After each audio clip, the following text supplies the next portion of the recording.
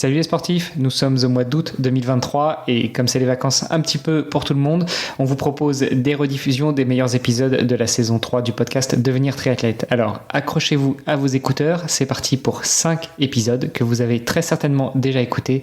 Éclatez-vous et n'hésitez pas à nous faire vos retours. On se retrouve début septembre après de bonnes vacances bien réparatrices que l'on aura espéré bien sportives et on attend avec impatience vos retours. À très bientôt. Prêt pour un nouvel épisode ? Alors, juste avant, je vous invite à aller faire un tour sur devenirtriathlète.com/commande. Vous pourrez retrouver notre livre sous la direction d'Olivier à 7 mains. On s'est mis autour d'une table pour vous proposer le meilleur pour savoir comment devenir triathlète, comment progresser en triathlon et enfin comment performer en triathlon. Je vous donne rendez-vous à la fin de cet épisode pour quelques derniers conseils. Allez, c'est parti pour devenir triathlète. Bonjour à toutes et à tous, bienvenue pour un nouvel épisode du podcast Devenir triathlète. Pour m'accompagner dans cet exercice, comme d'habitude, il y a Olivier de Scooter. Salut Olivier. Salut Armano. Ce soir, aujourd'hui, nous recevons une invitée qui a déjà pratiqué bon nombre de sports, qui s'adonne sur beaucoup d'épreuves et on va pouvoir développer tout ça avec toi, à savoir Marine Leleu. Salut Marine. Hello tout le monde, je suis très contente d'être là, merci. Eh bah écoute, pareillement, je suis désolé pour cette intro. D'habitude je suis un peu plus inspiré, mais là j'avais un petit peu du mal à trouver les mots. Bon, en tout cas, l'essentiel c'est que tu sois là avec nous. On va pouvoir échanger avec toi de ta vie de sportive et autres, de tous les projets que tu relèves. Mais on a une tradition dans ce podcast, c'est en général de laisser la parole à notre invité, et en l'occurrence notre invité et eux, pour se présenter. Donc dis-nous tout, qui est Marine Leleu pour celles et ceux qui ne te connaîtraient pas? Alors c'est vrai que j'ai souvent du mal à me présenter parce que j'ai plusieurs casquettes. La première casquette, c'est celle de coach sportive. Donc je suis coach sportive personnelle. Je suis aussi chef d'entreprise. Donc avec Chloé, ma meilleure amie, on a créé une marque, donc Liv, une marque de chaussettes pour l'instant, qui se développe petit à petit. Et ma troisième casquette, c'est celle de créatrice de contenu sportif sur les réseaux sociaux. Voilà, donc je jongle un petit peu entre les casquettes. Il y a des moments où je suis plus dans un domaine, d'autres plus dans un autre. Voilà, et à côté de ça, je suis une sportive amatrice et j'aime beaucoup faire du sport et le partager sur les réseaux sociaux. Voilà. Ouais, j'allais presque dire, tu as aussi une quatrième vie qui est une vie de sportive parce que tu te contentes pas juste un petit peu de t'entraîner, tu fais quand même pas mal de choses. On va pouvoir revenir avec toi là-dessus. Oui, je m'entraîne, mais comme tout le monde. Enfin, pour moi, j'ai jamais été dans un club de triathlon, j'ai jamais eu de coach en triathlon. Voilà, je fais tout comme ça. Voilà. Mais t'as déjà fait quand même des sacrés défis en triathlon. Enfin, oui, un petit peu, oui. Bon, écoute, je pense que justement pour en savoir un petit peu plus sur ces défis, parce que tu restes un petit peu, secrète, on peut peut-être remonter à tes débuts dans le sport. Comment est-ce que tu as découvert le sport ? Comment est-ce que tu as été piqué par le virus du sport ? Alors j'ai toujours été sportive, j'ai grandi dans une famille de sportifs. Mon papa, ma maman font beaucoup de sport et après moi c'est vrai que j'ai toujours voulu être coach sportive et donc du coup j'ai passé mes diplômes pour être coach sportive dans le domaine de la natation au début. Et après, j'ai voulu m'intéresser, je suis quelqu'un d'assez curieux, et j'ai voulu m'intéresser à d'autres choses autres que la natation. J'avais déjà mon BNSSA, donc mon brevet de maître nageur sauveteur, et je me suis dit, va tester autre chose en tant que prof de fitness. Et du coup, j'ai découvert ça, et j'ai adoré, et je me suis lancée dans ça, j'ai commencé à coacher des gens, les préparer pour des courses, etc. Et puis après, moi, je me suis lancée un petit peu dans ça, donc voilà, ça s'est fait avec la vie, voilà, les opportunités, les contacts, les partages. Et alors quand tu dis que tu as une formation de coach sportive, je sais qu'en France il y a plusieurs types de formations, il y a des brevets d'État, il y a des diplômes, il y a aussi des formations qui sont dispensées directement par les fédérations. Toi tu es passé par quel biais ? Est-ce que tu es passé par STAPS ? Enfin par quel biais tu es passé en fait pour assouvir ton envie de devenir coach sportive ? Alors moi j'ai un brevet d'État. Un brevet d'État, j'ai un BPGEPS AGFF, mention C&D, donc cours collectif et musculation, ça s'appelle tout simplement. Et après, j'ai des formations annexes, par exemple TRX, kettlebell, femme enceinte. J'ai voulu me former sur ça, toujours voulu être curieuse sur ça. Donc voilà, et donc j'ai fait ça après mon bac. Ok. Et du coup, tu as tout de suite exercé en tant que coach sportive, ou tu t'es lancé dans des défis sportifs, ou tu t'es spécialisé. Enfin, comment est-ce que tu as orienté un petit peu ton début de carrière et qui t'a doucement amené jusqu'à avoir 3 vies en fait, ou 4? Non, j'ai commencé directement en tant que coach. J'ai commencé à coacher, donc moi j'ai des cours de fitness. Donc j'étais sur un estrade avec un micro devant 70 personnes à faire des squats et des cours de step. Donc c'était assez épique, mais c'était vraiment bien. Je pense que c'est ça qui m'a permis aussi peut-être de commencer à me forger un petit peu peut-être le cardio, de faire beaucoup de cours toute la journée. Et après, c'était très fatigant quand même de donner des cours de vélo, des cours de body attack, de body pump, de RPM, etc. Et donc j'ai voulu réduire un petit peu cet aspect de coach sportif à tout le monde, et j'ai voulu me spécialiser dans le coaching personnel. Donc coacher des gens, moi je fais pas de sport, mais je coach des gens, les accompagner dans leurs objectifs, dans leur un petit peu dans ce qu'ils faisaient. Et c'est là que je me suis intéressée à la course à pied. J'ai préparé des gens leur premier marathon dans tout ce qui est la partie renfo, etc. Parce que je peux pas prétendre à faire des prépas marathons. Enfin, quand j'ai commencé, je pouvais pas prétendre. Je pense qu'il faut vraiment des formations en tant que coach spécifique dans la course à pied, etc., le triathlon. Puis j'avais pas mon expérience personnelle. Donc c'était principalement le renforcement du sportif, du coureur, etc. Et c'est comme ça que je me suis intéressée à ça. Et c'est comme ça que petit à petit, j'ai glissé en réduisant complètement mes cours collectifs et en augmentant complètement mes coachings perso, jusqu'à maintenant faire que du coaching perso. De temps en temps, je fais des coachings de petits groupes, mais voilà, mais c'est toujours ma passion, et j'aime toujours ça, aider les gens, les encadrer, les aider à atteindre leurs objectifs, qu'ils soient de course ou tout simplement se remettre en forme ou tout simplement bouger. Voilà. Et comment on fait du coup pour devenir coach personnalisé, hein, comme tu dis, j'imagine les cours collectifs c'était plus facile, t'allais dans les salles de sport, t'avais un contrat avec eux et voilà. Comment tu fais pour trouver tes clients? Parce que je pense que c'est un sujet quand même qui intéresse à mon avis pas mal de nos auditeurs. Je pense qu'il y a quand même beaucoup de triathlètes qui se disent ah ouais tiens j'aimerais bien la vie de coach, c'est quand même cool, tu passes ta vie à t'entraîner, à entraîner les autres, c'est quand même plutôt sympa. Raconte-nous un petit peu, donne-nous tes secrets, c'est comment tu fais pour te lancer en tant que coach? Alors déjà je vais peut-être briser des rêves, mais quand t'es coach, des fois c'est très frustrant parce que t'as pas le temps de t'entraîner. Moi j'ai la chance de pouvoir gérer un peu mon emploi du temps, et vraiment quand j'ai commencé à coacher à Paris, j'avais un loyer de 1 000 € à donner à la salle tous les mois. Donc faut payer son loyer plus le loyer pour coacher dans la salle. Donc faut en faire des coachings quand même. Voilà. Plus encore 1 000 € pour la chambre de bonne, c'est ça? Ouais, exactement, voilà, c'est ça. Et moi j'ai commencé, alors tout le monde dit oui, mais t'as beaucoup de gens qui te suivent. Moi non, moi j'ai commencé, j'avais pas du tout les réseaux sociaux, donc j'avais pas du tout la vitrine que j'ai actuellement. Enfin, ça veut rien dire, mais vous voyez ce que je veux dire. Et en fait, c'est du bouche à oreille. Je pense qu'il faut commencer à faire des séances gratuites, proposer aux gens, etc. Être ouvert, dévoué. Et moi, j'ai très bien coaché à 5h du matin, comme j'ai coaché de 22h à 23h le soir. Chez les gens, je me déplaçais. En fait, il faut savoir que quand tu es coach aussi, tu coaches quand les gens ne travaillent pas. Donc le matin tôt, le midi, le soir, les jours fériés, à Noël, le Nouvel An. Voilà, en fait, c'est ça. Et les gens, des fois, ils oublient ça. Ils se disent « Ah oui, mais c'est trop bien, tu fais du sport tout le temps. » Ouais, enfin bon, en fait, tu fais du sport parce qu'en fait, tu as travaillé de 6h à 9h du matin. Donc tu peux t'entraîner toute la matinée. Tu reprends de midi à 14h. Et l'après-midi, tu peux t'entraîner. Mais après, tu reprends de 18h à 22h, quoi. Donc en fait c'est ça que les gens des fois ils oublient. Et c'est sûr que le jour férié, le 1er janvier, tu travailles beaucoup. Le 14 juillet j'ai travaillé. Après c'est un choix, c'est à toi aussi de gérer ton planning, ton emploi du temps. Mais moi je sais que les jours fériés c'est là où on me demande le plus de travailler, ou même en vacances. Voilà, donc après tu gères ton planning. Mais les conseils que je donnerais aux gens, c'est il faut aimer coacher les gens, il faut aimer faire du sport aux gens, mais il faut pas aimer faire du sport principalement. Ouais, je comprends, il y a une grande différence. Exactement. Et ce que tu disais est intéressant aussi, c'est en fait quand tu te lances, et ça je pense que c'est vrai pour n'importe quel type d'entrepreneuriat finalement, c'est pas hésiter à donner beaucoup au Bien début. sûr. Parce qu'en fait, si tu essayes de vendre ton coaching à tout prix, en fait, tu vas passer ton temps à essayer de vendre un truc que tu n'arriveras pas forcément, ou tu auras du mal. Alors que si tu commences à faire du coaching gratuit, potentiellement, il y aura le bouche à oreille, les gens vont bien aimer. Bon, maintenant que tu as bien aimé, voilà, j'ai besoin de vivre, donc est-ce que ça t'irait de passer sur une formule payante? Donc voilà, et ça, c'est un truc aussi, je pense qu'il y a pas mal de gens qui ont tendance un peu à oublier ça. Donc je crois que c'est important, effectivement, de savoir donner, en tout cas dans un premier temps. Et pas hésiter à être inventif, c'est-à-dire pas hésiter à dire aux gens, bah écoute, si tu veux, tu fais un anniversaire, t'as des gens qui viennent, et ben moi si tu veux, je viens au début ou à la fin et je fais une séance avec tes potes et tu partages un bon moment.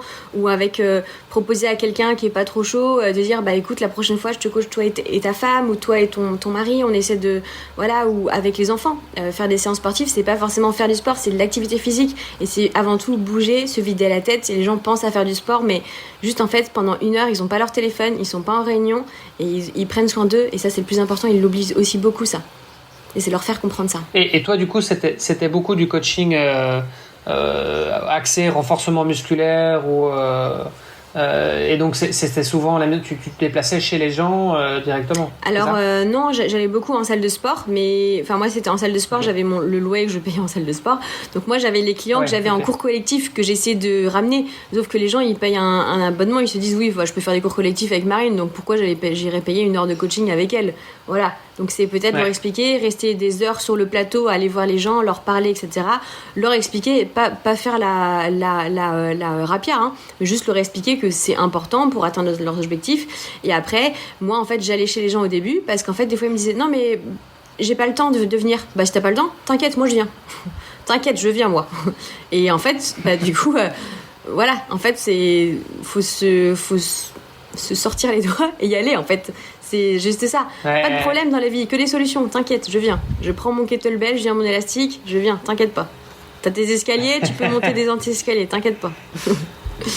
Et c'est pas le même public aussi, j'imagine, entre tes cours collectifs et les athlètes, je sais pas, qui préparent un marathon ou qui ont envie justement d'avoir un coach perso. C'est peut-être aussi des publics un peu différents. C'est un peu différent. Après, au final, je m'y retrouve aussi un petit peu et c'est super intéressant. Moi, j'ai autant de plaisir à coacher quelqu'un qui prépare un marathon que de coacher quelqu'un qui se remet au sport, ou une femme qui vient d'accoucher, ou quelqu'un qui se dit ok, il faut que je perde 30 kilos quoi. Moi, je trouve que c'est génial et tout le monde m'apprend. Les gens pensent beaucoup que je leur apprends beaucoup et que je leur apporte beaucoup, mais les gens m'apportent énormément et ça, ils se rendent pas compte. Vraiment, l'échange est vraiment dans les deux sens. Tu disais tout à l'heure que quand tu as commencé, tu étais un petit peu frustré parce que tu faisais pas de sport. Alors, tu faisais pas de sport en même temps que tu coachais les athlètes qui faisaient appel à toi. Malgré tout, entre deux séances d'entraînement, tu arrivais à t'entraîner. Mais effectivement, comme tu l'as reprécisé après, quand tu es entraîneur, c'est quand même très rare que tu nages avec tes athlètes, que tu cours avec tes athlètes ou que tu fasses du renfort avec eux. Éventuellement, tu montres les séances, mais t'es pas dans une séance d'entraînement, on est bien d'accord? Exactement. Moi, je me suis jamais aussi peu entraînée qu'au début de mes coachings, parce qu'en fait, j'enchaînais toujours. Et moi, j'avais un loyer à payer à la fin. Et en fait, t'as pas de contrat avec... t'as pas de contrat tous les mois de te dire, si je bosse un peu ou pas, tous les mois, je suis salarié, donc ça va. Non, en fait, là, des fois, je commençais à 6h, je finissais à 14h, j'avais 2 heures pour manger, sauf que j'étais crevée, en fait. Enfin, tu peux pas t'entraîner, quoi. T'as beau être motivé et dire, oui, no pain, no gain, non, pas du tout, hein. Pas du tout, tu pensais à dormir. Et donc, non, je m'entraînais pas. Et c'est vrai que oui, quand je coach les gens, je leur montre les mouvements, et en fait moi je trouve que tu peux pas t'entraîner avec les gens, en fait, parce que si tu t'entraînes avec les gens, tu peux pas leur montrer le petit truc qui est en plus, leur montrer les choses, les corriger, etc. Pour ça que moi je suis contre les programmes en ligne, parce qu'en fait juste un petit détail, et ça va faire que la personne va travailler mieux et ça va être plus approprié par rapport à elle et pas par rapport à tout le monde. Voilà, et pour moi c'est les coachings avec Marine Leleu, et en fait t'as le petit truc en plus, sinon c'est pas... Voilà. Ouais, t'es pas à fond ni dans l'un ni dans l'autre, quoi. Non, c'est sûr. Enfin, ni dans ton entraînement à toi, voilà, ni dans le feedback que tu donnes. Pour moi, ce serait une perte de temps pour mes entraînements, et puis pour la personne, ce serait payer pour quelque chose qui n'en vaut pas la valeur. Alors, du coup, juste pour avoir une idée au niveau des tarifs, par exemple, un coach prépa, renforcement musculaire, ça coûte combien en moyenne? Ça dépend, il y a des c'est quoi la fourchette? Ça dépend. Moi j'ai commencé, j'étais à 30 € l'heure, sachant que tu donnes la moitié à l'État. Et maintenant je suis à... Et l'autre moitié en frais de déplacement. Voilà, c'est ça. Et maintenant je suis à 70 € à Paris et à 60 € à Bordeaux, parce que forcément voilà. Mais il y a des coachs à Paris qui sont à 110, 100 €, 110, 130. Moi je n'utilise pas du tout entre guillemets ma notoriété pour ça. Il y a beaucoup de coachs qui sont beaucoup plus chers que moi, et beaucoup de gens me disent, mais Marine, mais t'es Marine Leleu, tu payes le plus. En fait, non, j'ai juste un diplôme de coach, je vois pas pourquoi je serais plus cher. En fait, enfin, voilà, je veux pas. Et même, ça m'est déjà arrivé de coacher des gens qui font de la télé, des gens un petit peu connus, et jamais je leur ai fait un tarif beaucoup plus cher. Jamais, en fait. Donc, en fait, ça dépend. Après, tu peux très bien dire, ok, bah tu me prends 10 séances, je te fais un peu moins cher. Coacher en groupe, finalement, c'est temps, c'est un peu moins cher. Ça dépend. Après, t'as des gens qui disent, bon, bah du coup, moi, je coach 3 quarts d'heure, donc c'est un peu moins. Mais moi, il faut savoir que je fais payer l'heure, mais des fois, je mets une demi-heure ou 3 quarts d'heure pour aller chez les gens. Donc au final, c'est plus. Mais tu gardes ta clientèle et en fait, t'essayes d'être proche d'eux et en fait, que ce soit donnant, t'essayes que eux ce soit gagnant et toi aussi. Il faut pas oublier qu'en fait les gens ils veulent juste se dépenser, et oui c'est ta façon de gagner de l'argent, mais aussi eux c'est leur façon de se dépenser, voilà. Et puis j'imagine que c'est une question d'offre et de demande aussi, tu refuses des coachings aujourd'hui ou t'en cherches encore? Je refuse beaucoup de coaching parce que je pourrais, mais en fait moi je trouve que c'est pas honnête, j'aurais pas le temps ou je prends pas le temps. Le temps, quand tu le veux, tu le trouves, hein. Mais moi je préfère prendre le temps maintenant pour moi de peut-être plus m'entraîner, plus travailler sur la marque, sur Live, plus du coup développer aussi mes réseaux sociaux, mais aussi je veux garder absolument ce coaching. Après, rien ne dit qu'un jour j'ai envie d'arrêter les réseaux sociaux complètement, du coup j'aurai plus de temps pour coacher, parce que mine de rien c'est ce que j'aime, c'est mon métier de cœur, donc voilà. Ok, dans tes différentes activités pro, c'est ce que tu préfères? C'est pas ce que je préfère, mais c'est ce qui m'anime depuis que je suis toute petite, et depuis que je suis coach. Et je dis que je suis toute petite parce que je suis vieille maintenant, ça fait 10 ans que je coach, hein. C'est chaud, hein. Attends, on n'est pas passé par la case de ton âge. C'est chaud là. T'es libre de le dire ou pas, mais c'est chaud là. T'es pas si vieille que ça. Oh là là, si les gars, vous allez voir, vous dire ah ouais, on dirait pas. Vous allez voir. Mais donc du coup, non, c'est pas ce que je préfère ou pas ce que je préfère. Enfin, ça dépend des fois. Il y a des moments. J'adore coacher, à des moments en fait ça dépend. L'été, du coup je préfère peut-être un peu plus m'entraîner, voilà. En septembre il y a peut-être les nouvelles sorties de produits, enfin voilà, ça dépend, et encore une fois j'ai de la chance de pouvoir faire un peu ce que je veux. Tout à l'heure, tu disais que quand on est coaché par Marine Leleu, il y a le petit plus. Le petit plus, c'est que tu es systématiquement en présentiel avec les personnes que tu coaches, ou tu es sur un rythme, je sais pas, 1 ou 2 fois par semaine, et puis après tu leur donnes un petit peu d'exercice à faire de leur côté, ou c'est vraiment systématiquement tout le temps avec toi? Non, c'est tout le temps avec moi. Sauf après, si c'est des gens que je connais depuis longtemps, que je coach. Il y a des gens que je coach depuis 4 ans, hein. Ils sont toujours là, hein. Et moi, j'ai pas de nouvelles personnes depuis 2 ans, sauf depuis que je suis arrivée à Bordeaux. Forcément, j'ai une nouvelle clientèle. Mais sinon, j'ai pas de nouvelles personnes. C'est les mêmes, ils restent et ils sont là, ils sont fidèles. Et moi aussi. Mais après, ça m'arrive de leur donner des petites choses à faire. Mais parce que je les connais, je sais qu'ils ont des bons placements, ils me connaissent un peu ma façon de travailler, etc. Mais sinon, c'est juste niveau emploi du temps. Mais jamais... moi je pars du principe que c'est important que je sois là, parce que moi-même, quand des fois je m'entraîne avec des potes ou avec des coachs, on s'entraide. Moi, la séance que je fais seule, je la fais seule, ce sera jamais la même que si je la fais avec quelqu'un d'autre. Jamais. Et c'est humain. T'as beau avoir un bon mental et te dire ouais, je suis un warrior, je vais tenir. C'est humain en fait. Avec quelqu'un, tu te pousses plus. Ouais, puis même en dehors de ça, je pense qu'on est 3 autour de la table qui pouvons certainement en témoigner. Si on prend par exemple la natation, et tu as commencé par la natation, il n'y a rien de comparable entre faire une séance seule et une séance accompagnée, même pas forcément avec quelqu'un dans un but d'être accompagné par quelqu'un, mais plutôt d'être suivi d'un point de vue technique. T'as beau nager depuis 20 ans, 30 ans, je pense que t'as toujours quelque chose à apprendre, t'as toujours un placement à refaire, t'as toujours un petit œil du coach qui va te dire écoute, là tes doigts tu peux les écarter un peu plus, tu peux les fermer un peu plus, etc. Donc oui, je suis d'accord avec toi, je comprends l'intérêt d'avoir un coach qui te suit au quotidien, ou du moins régulièrement dans tes séances.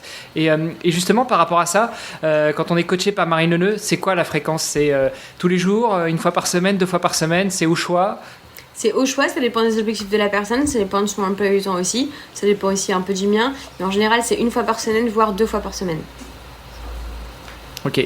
Et du coup, là, tu coaches uniquement en renfo ou tu coaches aussi en natation? Parce que tu nous as dit que tu as commencé le sport par la natation. Est-ce que c'est aussi une des cordes que tu as à ton arc? Non, je coach que en renforcement musculaire, tout ce qui est aussi la proprioception, le travail du coureur. Maintenant, avec mon expérience personnelle, je sais un petit peu ce qu'il faut travailler quand tu es coureur, quand tu veux courir, etc. Après, la natation, je peux pas coacher parce qu'il faut que j'aille en piscine. Et en piscine, je peux pas me permettre de dire excusez-moi, poussez-vous, j'ai quelqu'un qui nage, je coach. Tu vois, en fait, il faudrait que je sois employée de la mairie ou de la piscine. Et ça m'est déjà arrivé d'aller avec des potes, pas du tout en séance de coaching, pas payé ni rien du tout, leur donner des conseils. Je me suis fait virer à la piscine parce qu'ils pensaient que je travaillais. Et en fait, je les comprends. Enfin, je veux dire, sinon n'importe qui nage un peu et dire ok, moi je coach natation, tu payes ton entrée et voilà. En fait, voilà, tu peux pas en fait. Enfin, il y a des maîtres nageurs pour ça. Tu peux pas prendre leur place, quoi. Je peux donner des petits conseils comme ça, mais voilà. Ah, parce que le maître nageur, il est pas juste là pour te rattraper si jamais tu tombes à l'eau et que tu sais pas nager? Non, quand même. Non, c'était la petite blague un peu mesquine. Bon, alors, mais ça c'est ta première vie de coach. Mais tu fais pas que ça. Et notamment, moi, je pense que ce qui nous intéresse aujourd'hui, c'est aussi de parler un petit peu de Marine, la sportive. Comment est-ce que tu en es arrivé à te lancer dans des projets sportifs tous aussi fous les uns que les autres? Comment j'y suis arrivée je sais pas trop en fait, je crois que ça s'est fait au fil de mes rencontres, au fil de ma vie. J'ai commencé à coacher des gens pour leur premier marathon et je me suis dit putain c'est cool, et je leur ai dit si vous passez la ligne d'arrivée, la prochaine course je la fais avec vous. J'avais jamais fait de semi-marathon de ma vie en fait, et finalement ils l'ont fait et j'ai commencé dans ça. Puis j'ai commencé à faire un semi-marathon, je me suis dit que c'est le truc le plus dingue que je ferais toute ma vie, le plus gros, énorme, si j'avais su. Et puis après, je me suis mise à faire un marathon, puis un Alpha Ironman, et puis un Ironman, 2, 3, 4, puis l'enduroman. Après, c'est ce que j'ai déjà dit, je suis jamais dans la surenchère, ça sert à rien. Et avec le recul, l'enduroman, je l'ai fait beaucoup plus tôt. Je l'ai fait beaucoup trop tôt. Pour ceux qui savent pas, l'enduroman, c'est l'un des plus gros triathlons au monde. Donc c'est 150 km de course à pied, de Londres à Douvres, aux côtes anglaises, traversée de la Manche à la nage, et après c'est Calais-Paris à vélo. Et en fait... moi je l'ai fait un peu tôt parce que maturité sportive, en fait le truc c'est qu'en fait tu fais ça et après tu fais quoi de ta vie, en gros c'est ok, maintenant je fais quoi, mais vous rigolez, mais c'est très dur hein. Moralement et mentalement faut vraiment être fort hein, parce que après c'est vraiment compliqué après parce que alors je suis entièrement d'accord avec toi, mais il faut être fort déjà pour le faire, c'est une chose parce que ça demande quand même un sacré entraînement. On a eu Perrine Lefage qui a fait ça aussi et nous racontait un petit peu ses séances de natation où elle se faisait 6 heures de piscine après le boulot de 17 à 23, donc non, je peux imaginer que c'est une sacrée préparation. Mais l'après-coup, mais je te comprends tout à fait, en général, déjà après avoir fait un Ironman ou un marathon, après ça dépend un petit peu, à chacun met la barre où il veut, mais une fois que tu as réalisé un gros défi sportif, après tu as un peu moi j'ai ça en ce moment là, j'ai fait au moment où on enregistre là, c'est 10 jours après mon Ironman de Vitoria, je sens effectivement ce vide, c'est vraiment le blues du triathlète où tu sens... Non mais c'est vrai, non mais je comprends. Moi, il y a un vide. J'ai eu pareil après Nice. Après Nice, moi j'ai eu pareil. Hein. Et tu te dis en fait je fais quoi, je m'entraîne, j'ai plus le truc qui m'anime le matin, je me lève, je pense à ça, je mange comme ça, je dors comme ça, c'est en fait et t'as plus ça. Et donc... Alors imagine l'enduroman. Non mais je vois très bien. Et je trouve que, désolée je dévie un peu, mais je trouve que on n'en parle pas assez des après-courses, et moi je veux vraiment prévenir un peu les gens parce que ça peut vraiment être très dur la redescente hein. Voilà, tu vois, on en parle en rigolant, mais vraiment ça peut être très très dur. Je te parle pas de dépression, mais franchement ça peut, et les gens en fait autour ils comprennent pas. Non mais les gens en plus autour ils comprennent pas, ils disent ça va, tu peux te reposer un peu hein.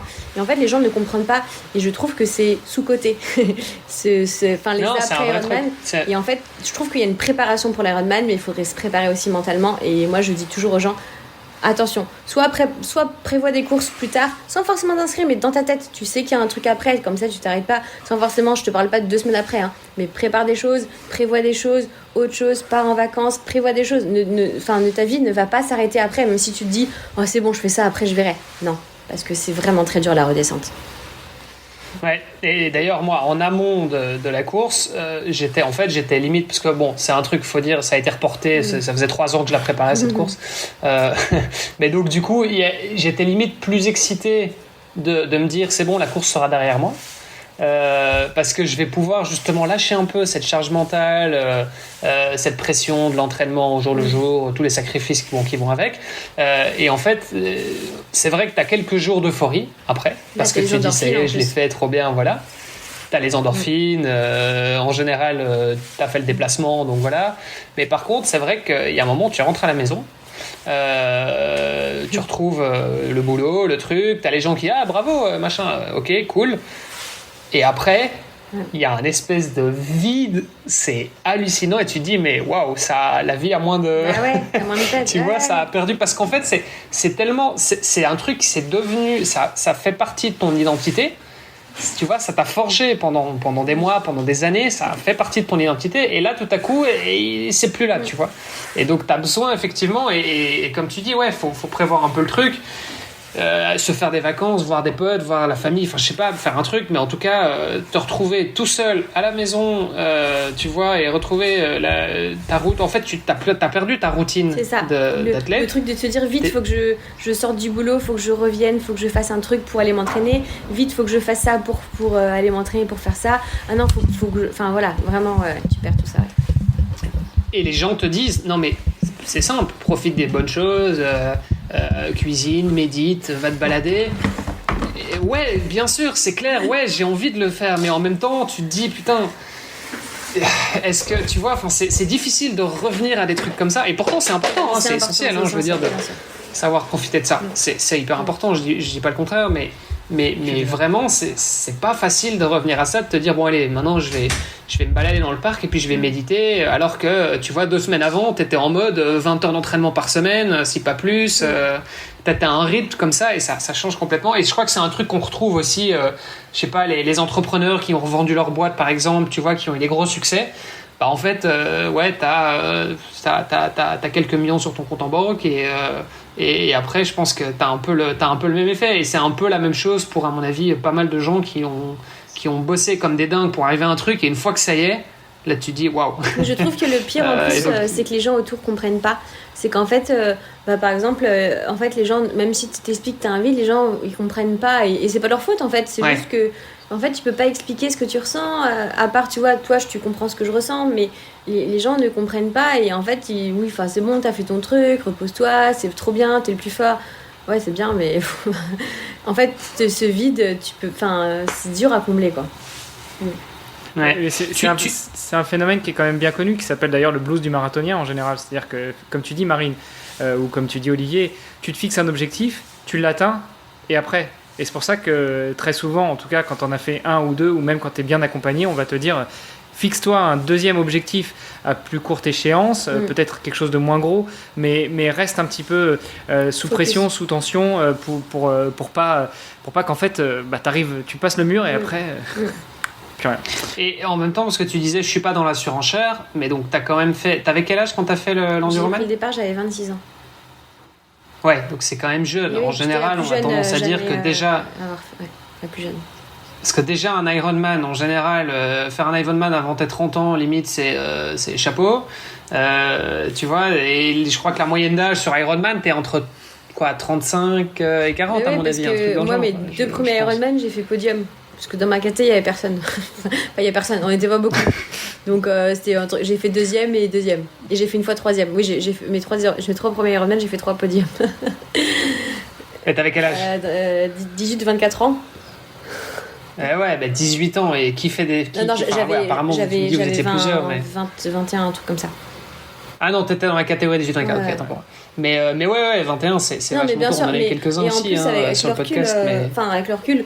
Enfin, c'est bien si tu t'entraînes bien et tout, mais je pense que la maturité, même là, l'Ironman que j'ai fait, j'ai une gestion de course qui est complètement différente, gestion des efforts, gestion du ravito, mais tout.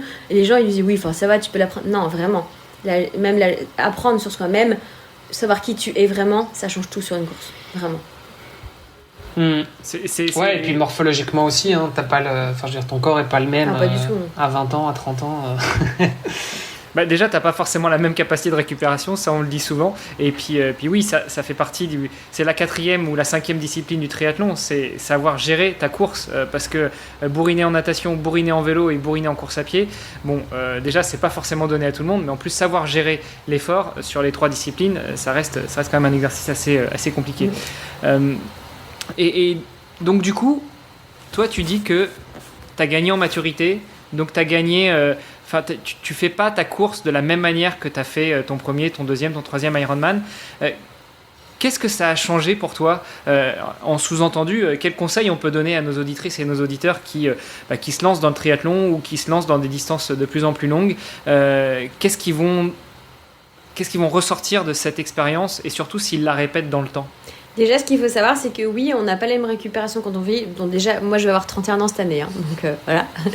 Mais déjà, on n'a pas la même récupération dans le temps. Mais moi, je trouve que, ok, je suis plus vieille, entre guillemets, que quand je l'ai fait tout jeune. Quand je l'ai fait plus jeune, mais j'ai énormément d'heures d'entraînement en plus, en fait. Donc oui, il s'est passé beaucoup de temps entre, mais en fait, mon corps, il s'est quand même beaucoup plus entraîné.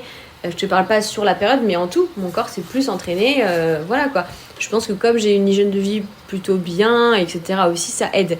Mais je pense que ce qui a changé, c'est, par exemple, j'ai fait le marathon de Madrid cette année, j'ai pris un gros taquet, gros coup mou, Marine, t'es nulle, t'es vraiment une merde, qu'est-ce qui s'est passé? J'ai pris du recul et j'ai pas fait les mêmes erreurs sur ce marathon-là.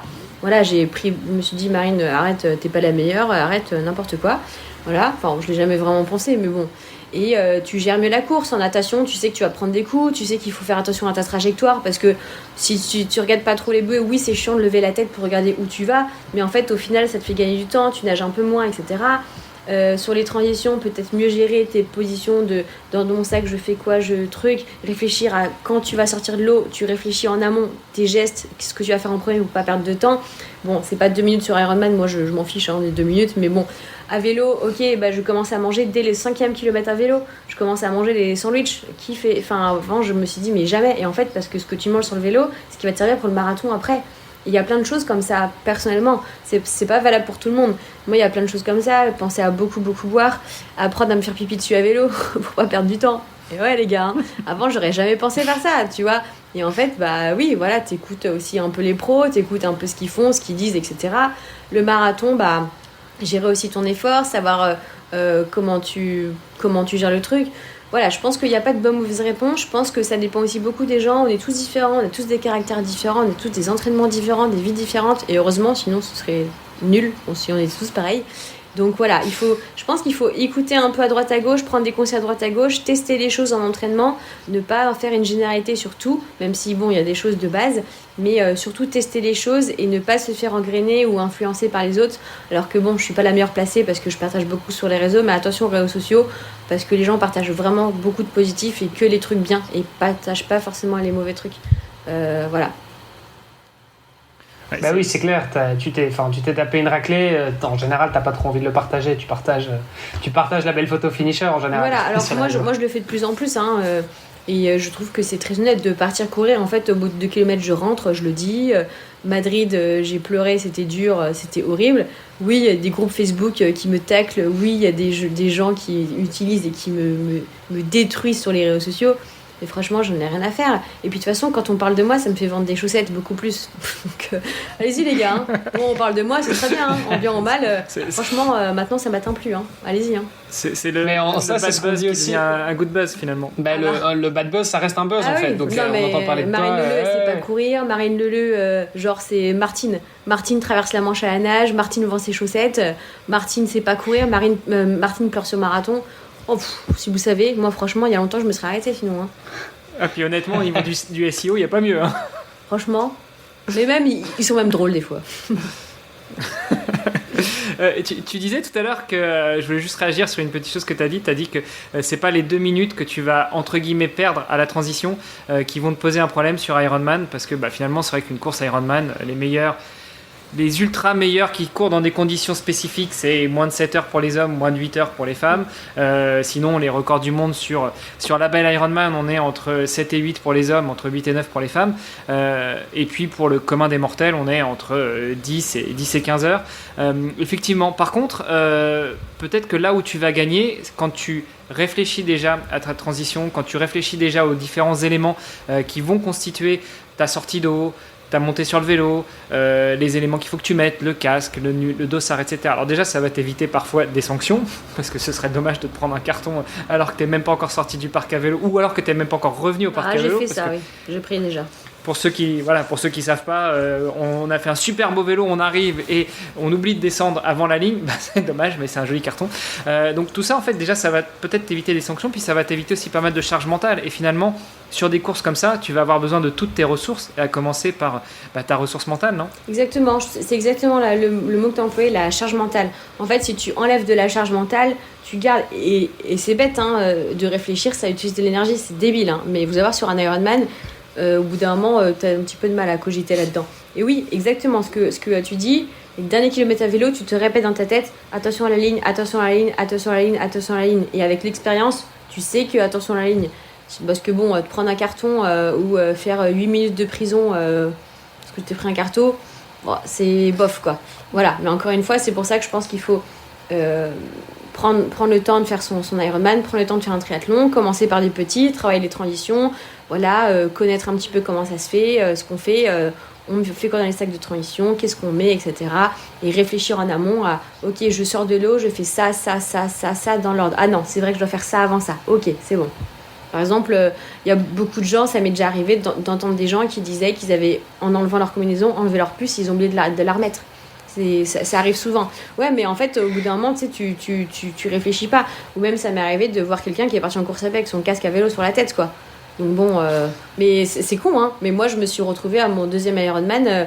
Je voulais faire la star avec les photographes sur les côtés. Je me dis, je vais faire une belle photo et tout ça.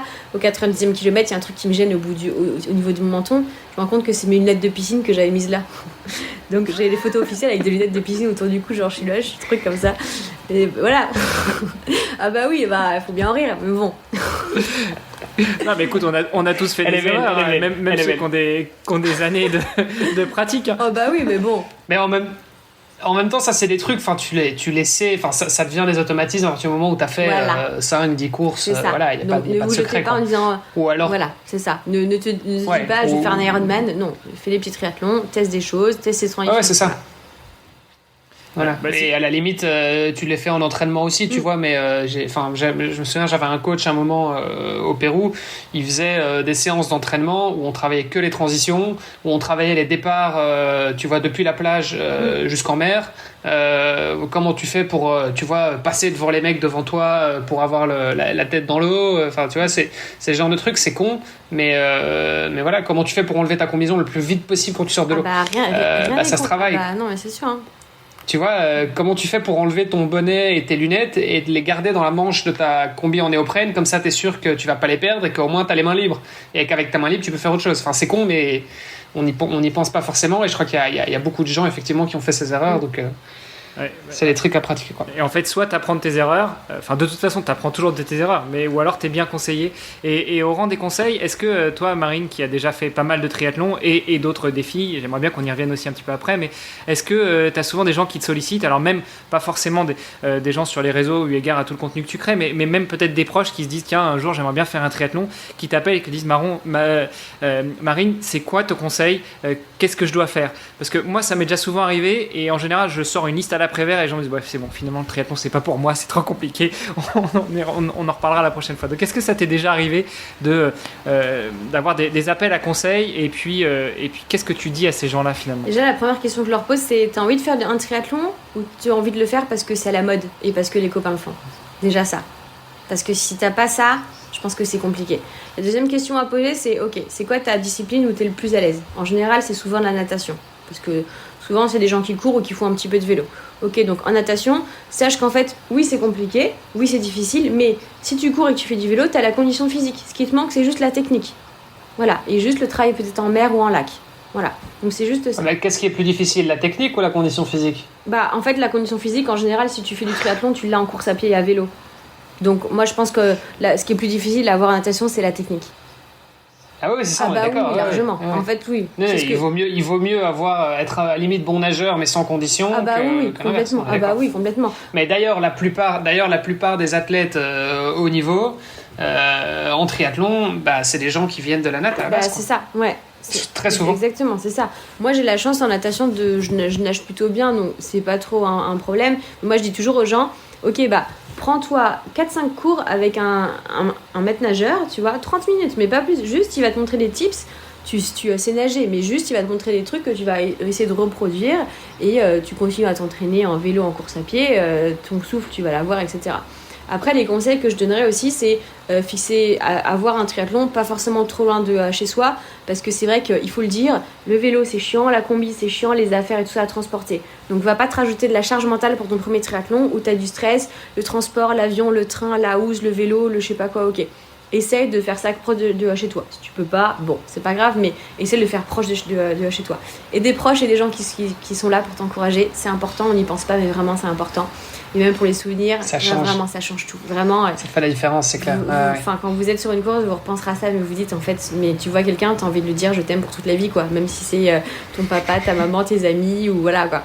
Mais voilà, c'est ça. Et après, je dirais ne pas négliger les transitions, travail de transition. Donc chaque discipline l'a travaillé, avec ou sans coach, voilà, et s'intéresser, être curieux, soyez curieux, regardez le parcours, regardez la natation si c'est en mer, regardez s'il y a des sorties à l'australienne, regardez un petit peu ça, etc.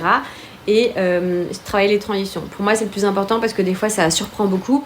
Oui, ça va, je sais courir. Ouais, mais courir après avoir fait du vélo, le début, oula, ça fait vraiment bizarre, quoi. Voilà, travailler les transitions. Et puis même, tu sais courir, mais va courir 800 mètres entre la sortie de l'eau et ton vélo. Avec une combi mouillée. T'as beau être le meilleur coureur du monde, c'est pas sûr que la position allongée à la position debout, tu saches la maîtriser. Voilà, c'est ça. Mais voilà, il y a plein de choses comme ça. Teste tes ravitaux, teste tout en fait. Voilà, c'est un petit peu ça que je dirais aux gens. Soyez curieux, ne gobez pas tout ce qu'on vous dit, mais surtout soyez curieux et testez les choses. Un triathlon, ça se prépare pas en 2 semaines. Testez les choses en entraînement, testez les choses avec les copains, essayez le sucré, le salé, l'eau, je sais pas quoi et tout. Et ne jamais tester un truc le jour d'une course. Jamais de nouvelles baskets, jamais un nouveau gel qui va vous donner des problèmes gastriques. Voilà, ce serait dommage. Ne jamais tester un nouveau truc le jour d'une course. Voilà. Bon, ça, je pense que si on reprend tous les épisodes qu'on a fait, Olivier, on le dit systématiquement. On ne teste jamais rien le jour de la compétition. C'est le slogan de l'épisode, du podcast. Je pense que ça revient une fois par épisode. Mais on est bien d'accord. Ok. Et si on revenait un petit peu, du coup, toi, tu nous dis, j'ai fait un semi-Ironman, et puis de là, je suis passé sur Ironman. Au final, j'en ai fait 3. Et puis je suis passé sur l'enduroman. Et ça s'est passé en combien de temps et à quel moment tu t'es dit je passe sur l'enduroman, parce que ça c'est quand même un truc. On n'en a pas eu beaucoup des invités qui ont fait l'enduroman. Ouais, parce que autant quand t'es triathlète tu rêves d'Hawaï en général. Pas moi du tout. Quand t'es Ironman ou Ironwoman tu rêves d'Hawaï, mais alors rêver de l'enduro, je suis pas certain, quoi. Ouais, alors en fait, entre temps j'ai fait quand même beaucoup de marathons. J'ai dû faire une 20aine de marathons en tout, donc j'en ai fait beaucoup. Donc des efforts longs, je connais aussi un petit peu. Après, moi j'ai toujours fait tout. Par moi-même, jamais été dans un club, etc. Et le fait d'être coach, c'est aussi que je me connais. On parle beaucoup, Marine Leleu, elle est blessée, mais moi, les blessures que j'ai eues, c'est toujours un camion qui m'a percuté une voiture. Je me suis jamais blessée moi-même. Les périostites, je connais pas. Les fractures de fatigue, je connais pas. Les mal de genoux, je connais pas. Les mal au dos, je connais pas. Et c'est pour ça que moi, les blessures que j'ai eues, je savais pas ce que c'était, je savais pas gérer. Parce que le fait d'être coach, c'est que je fais beaucoup de renforcement musculaire à côté, beaucoup de proprioception. Je travaille beaucoup sur ça. Et les gens, les triathlètes, ils pensent qu'il faut courir, nager, faire du vélo. Ah, pas du tout, les gars. Pas du tout. Là, il faut travailler beaucoup au niveau des genoux, les muscles, etc., le dos. Moi, depuis que je fais du crossfit, j'ai plus mal au dos. J'avais mal au dos, mal aux muscles, je me suis renforcée. J'ai le dos hyper fort, j'ai plus mal aux épaules. Je peux rester des heures sur le prolongateur, j'ai plus mal et tout ça. J'ai une carapace forte, je pense. Voilà. Et du coup, c'est hyper important. Et donc, moi, je dis toujours, en fait, j'en ai fait beaucoup, mais j'ai toujours fait petit à petit. J'ai toujours fait... en essayant de m'écouter, et le fait de ne pas avoir de programme d'entraînement, pas avoir de faire de fractionner, merde je dois faire ça, on m'a dit de faire ça, c'est dans mon programme. Non, pas du tout. En fait, j'ai envie de courir, j'y vais, j'ai pas envie, j'y vais pas. Je suis comme intelligente, je sais ce qu'il faut faire pour préparer un Ironman, faire des sorties longues, travailler les transitions, etc. Et donc du coup j'ai toujours fait par moi-même et j'ai vu en fait j'ai toujours fait par rapport aux sensations. Mes 2 premiers Ironman, je les ai fait sans montre et sans chrono. J'avais aucune idée de combien j'étais sur mon vélo, avec des lunettes H&M. Donc les gars, on peut, vous inquiétez pas. Et puis des lunettes de natation autour du cou. Ah bah voilà, c'est ça. J'avais même un short de gym. J'avais même pas de cycliste. Mais ça veut rien dire. Moi, j'y connaissais rien. Voilà. Attends, donc t'as fait un Ironman sans pot de chamois? Ah bah oui. Je pourrais même vous montrer les photos. Ah bah ça on veut bien, oui, on veut bien les photos gars, quand même. Oui, même à la sortie d'eau, un gel douche s'il vous plaît pour me laver. Voilà. Faut prendre soin. Et malgré tout, tu fais 2e quand même. Ah bah oui. C'est cool. Non, mais voilà, c'est qu'en fait, moi je dis toujours que comment ça s'est fait petit à petit et j'ai vraiment fait avec moi, mon corps, mes ressentis. J'avais toujours un petit peu plus. Donc oui, bon, tout à l'heure je disais que j'étais pas dans la surenchère. Je suis pas forcément dans ça. Moi, j'ai jamais été dans les chronos, etc. C'est sûr que c'est intéressant, c'est plaisant, etc. Mais c'est pas mon premier objectif. Donc en fait, je trouve que oui, les gens se blessent beaucoup parce qu'ils veulent toujours faire des meilleurs temps, des meilleurs chronos.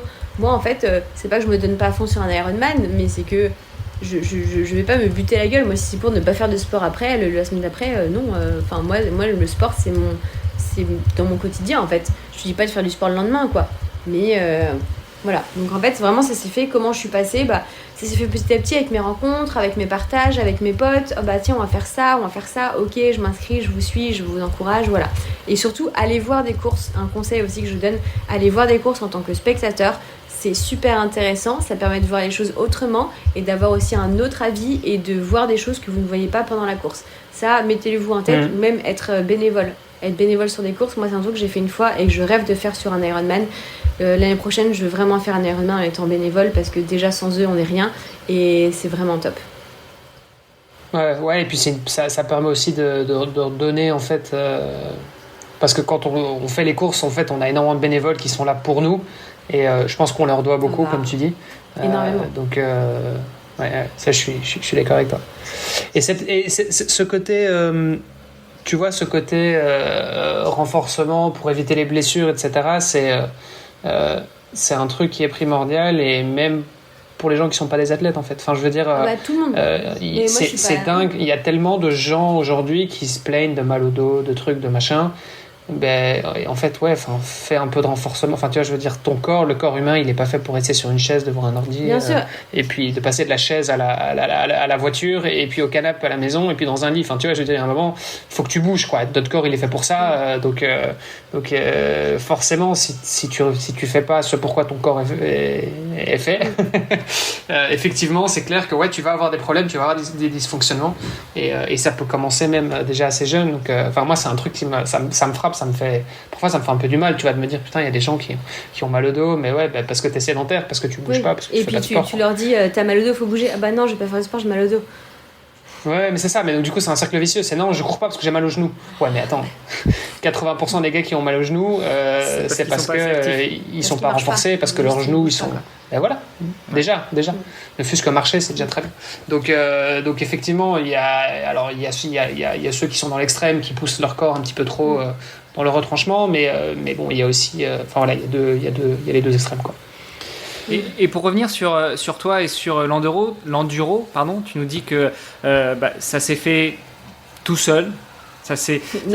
Les choses, non, l'idée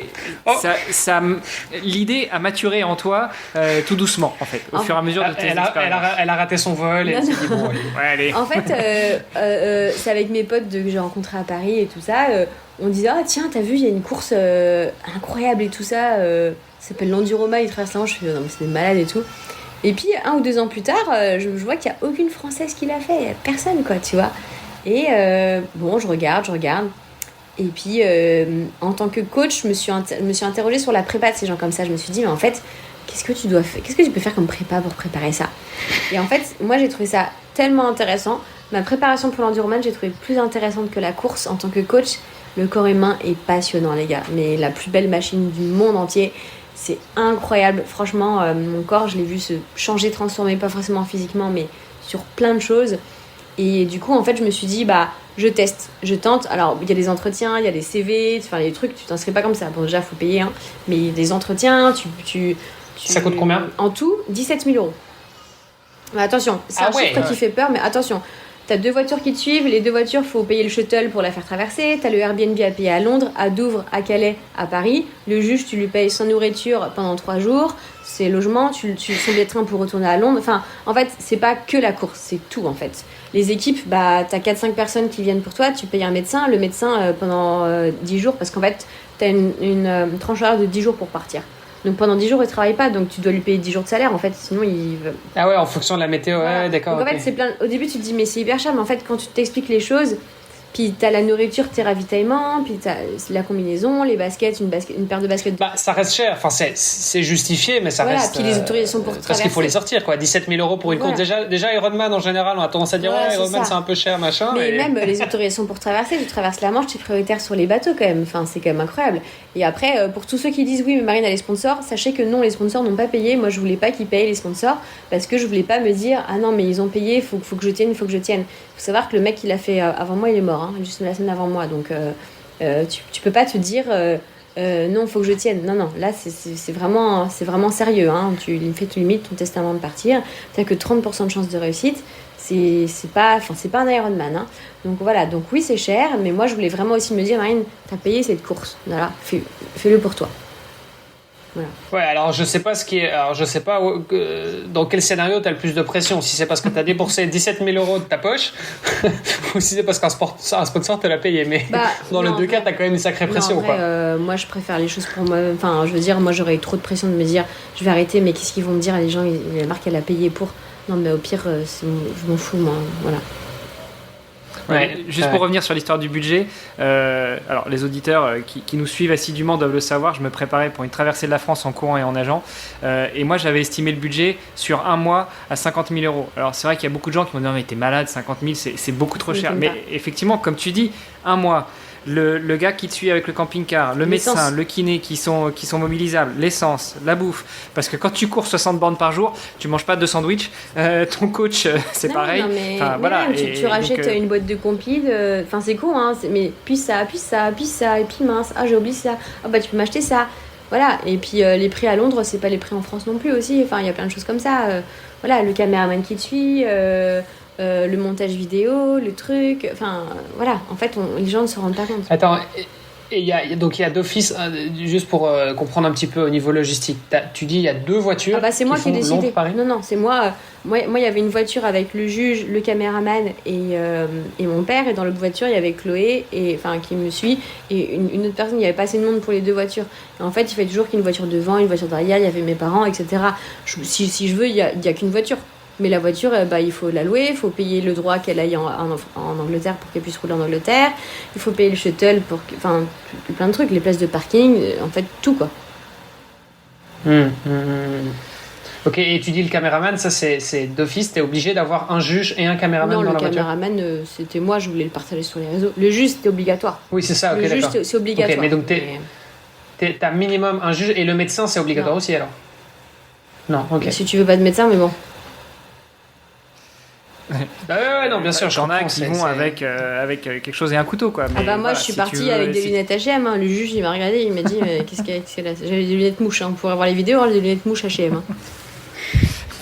Tu les as pas lâchées, au fait, ces lunettes mouches. C'est les mêmes que ton premier Ironman où t'en avais racheté une paire. Avec un t-shirt, c'est marqué à la queue derrière le. Donc bon, si tu veux, au bout d'un moment, on en est là. Hein. Bon, mais en dehors de ces anecdotes-là, la préparation, justement, tu parlais de la prépa tout à l'heure. Ouais. Comment est-ce que tu as géré ta prépa pour un effort aussi énorme? Parce qu'on le rappelle, tu as 150 bandes de course à pied. 146, Après, la traversée de la Manche, ça dépend un petit peu comment tu nages, comment sont les courants, Ça comment sont dépend les des conditions courants. climatiques. 50 km j'ai nagé, 49 km. Et puis sur la partie vélo, on est à 250 km, c'est ça? 290. Bon, voilà. J'étais pas trop loin, mais j'étais pas dedans tout à fait. Donc en fait, comment est-ce que tu prépares ça? Surtout que c'est un peu comme l'histoire de l'Ironman. Quand tu donnes les distances de l'Ironman, les gens te disent tu fais ça sur combien de jours? Bah non, tu fais ça en enchaîné. En fait, donc là, l'enduro, tu fais ça sur... Déjà, il faut savoir que ça surprend énormément quand on explique ça à des gens qui ne connaissent pas. Mais il faut savoir que moi, donc en fait, tu t'inscris à peu près 1 an et demi ou 2 ans à l'avance. C'est quand ta candidature est acceptée. Donc c'est-à-dire que déjà mentalement, 1 an et demi ou 2 ans à l'avance, tous les matins, tous les jours, tu travailles en disant je vais faire ça. Donc c'est important que ton cerveau déjà, il enregistre ça. Parce qu'en fait, ça paraît dingue quand on dit ça, les gens disent c'est impossible. Mais si c'est impossible, bah voilà, tous les jours, moi, pendant 1 an et demi, dans ma tête, je me disais, je vais faire ça. Je me disais pas, je vais le faire sans problème. Non, je me disais, je vais faire ça, je me prépare pour ça. Donc déjà, c'est hyper important, la partie mentale. J'ai pas eu de coach mental, de préparateur mental. Peut-être que c'est une erreur ou pas. J'en ai pas ressenti le besoin. Peut-être que ça aurait été bénéfique. J'ai pas pris le temps, j'ai pas voulu en avoir. Comment on prépare sur ça? Déjà, l'eau dans la Manche est très froide. Donc j'ai pris des douches froides pendant 1 an et demi. Et j'avais des poils, j'avais un duvet que j'ai sur les bras là, qui avait poussé sur tout le corps. C'était incroyable, j'ai des poils longs comme ça qui poussaient. Mais parce que l'eau est à 13 degrés, donc c'est froid. Et c'est la première cause de mortalité dans l'enduroman. Quand t'as froid, hypothermie égale crise cardiaque. Donc déjà, il faut le savoir ça. Les gens qui traversent la Manche, qui font entre guillemets que la traversée de la Manche, ils sont bien portants. Voilà. Mais bon, j'ai dû prendre 12 kilos. Donc prendre 12 kilos quand tu cours 150 bornes, c'est pas facile. Et tu prends pas 12 kilos en mangeant des McDo, parce qu'il faut une bonne hygiène de vie. Voilà, donc tout ça, c'est voilà, du travail. Moi, j'ai trouvé que c'était incroyable. Excuse-moi, tu as dû prendre 12 kilos parce que c'est ce qu'on t'a recommandé? Tu avais un nutritionniste ou un coach ou quoi qui t'a recommandé ça? Ou c'est toi qui t'es dit je dois prendre 12 kilos? Non, j'ai fait un stage de malade à Lanzarote. Le stage, c'était tous ceux qui allaient ou qui avaient traversé la Manche à la nage. Donc, ok, bon. d'accord. Et donc, tu rencontres des gens, des Russes, des Espagnols, des Italiens, tout ça. Et ils étaient tous bien portants. Et en fait, ils t'expliquent aussi que plus t'es gros, entre guillemets, plus t'as du gras, ça maintient la chaleur, en fait. Donc, en fait, moi, je me suis dit, je pourrais jamais tenir. En fait, je vais avoir froid, soit je vais abandonner, soit je vais faire une crise cardiaque, je vais mourir, comme le mec avant, quoi. Donc, compliqué. Donc, en fait, voilà. Et puis, quand tu réfléchis, tu dis, bah oui, c'est logique. Enfin, c'est logique, en fait. Donc, voilà, donc c'est quelque chose que j'ai fait, qui n'était pas facile, mais c'est quelque chose que j'ai fait. Pareil pour la partie course à pied, moi j'avais couru que des marathons jusque-là en course à pied. Donc une fois, je me suis lancée pour mon premier 50 km et c'était très dur à partir du 46e kilomètre. Je me suis dit mais c'est horrible. Et puis quelques mois plus tard, je me suis lancée sur un 70 km et ça a été horrible que à partir du 65e kilomètre. Voilà, et petit à petit ça s'est fait comme ça. Mon plus gros entraînement, c'était un 110 km de course à pied enchaîné par un 25 km de piscine le lendemain. Et c'est là que je me suis rendu compte que je récupérais beaucoup mieux 3 heures après mes 110 bornes de course à pied que 10 heures après. Et c'est pour ça que j'ai décidé qu'à l'enduroman, je finissais la course à pied et 3 heures après, je repartais dans la Manche. Parce que sinon, j'avais encore le nerveux et qu'après, je redescends et je suis pas bien. Voilà. Donc en fait, c'est pareil. Soyez curieux. Je me suis intéressée. J'ai contacté des gens qui avaient déjà fait l'enduroman, qui se préparaient. Perrine, elle se prépare en même temps que moi, sauf qu'elle faisait pas du tout le même entraînement que moi. Donc je stressais. Je me dis, mais c'est pas possible. On fait pas du tout pareil. Bon, on l'a fait toutes les deux, tu vois, mais soyez curieux. Intéressez-vous. S'intéresser. Pourquoi il fait ça? C'est pas juste je fais ça. Ok, mais pourquoi tu fais ça? Explique-moi pourquoi. Soyez curieux en fait, c'est juste ça en fait, moi c'est ce que je dis aux gens. J'ai été curieux, je me suis intéressée, j'avais un suivi de médecin au niveau du cœur et parce que juste ça m'intéressait grave de voir que mon cœur, j'avais ma VO2 max c'était fou, de voir que mon corps changeait, de tout en fait. Et c'était passionnant, incroyable, enfin c'était génial quoi. Et ça, on n'a pas besoin de faire un enduroman pour voir ce changement. C'est assez incroyable. Même quelqu'un qui est sédentaire et qui se prépare pour un même pour un 10 km à pied. Je veux dire, c'est le corps, c'est incroyable. Et une fois que tu as goûté à ça, justement, ça devient un truc. Il faut savoir que forcément, tu as envie de l'optimiser au exactement, maximum. Le corps, il s'adapte à tout. Pourquoi en musculation, les gros bodybuilders, ils changent leur programme toutes les 3 semaines? Parce qu'au bout de 3 semaines, le muscle, il s'adapte en fait. Et voilà, si tu fais tout le temps la même chose. Et c'est pour ça qu'en fait, le corps, il s'adapte. Si tous les jours, quelqu'un de sédentaire se dit, je marche pas, et en fait, tous les jours, je vais faire 5000 pas, ce qui est bien, mais ce qui est... Voilà, et bah, au bout d'un moment, son corps, il va s'habituer. Donc, du coup, un peu plus, ou alors un peu plus vite. Ou alors avec un sac à dos. Enfin, tu vois, toujours trouver. Ne vous inquiétez pas, si vous avez besoin d'exercices, de choses, appelez-moi, hein. Moi, j'ai tout, hein. Des fois, il y a des gens, ça fait 4 ans que je les coach, ils ont jamais fait la même séance, hein.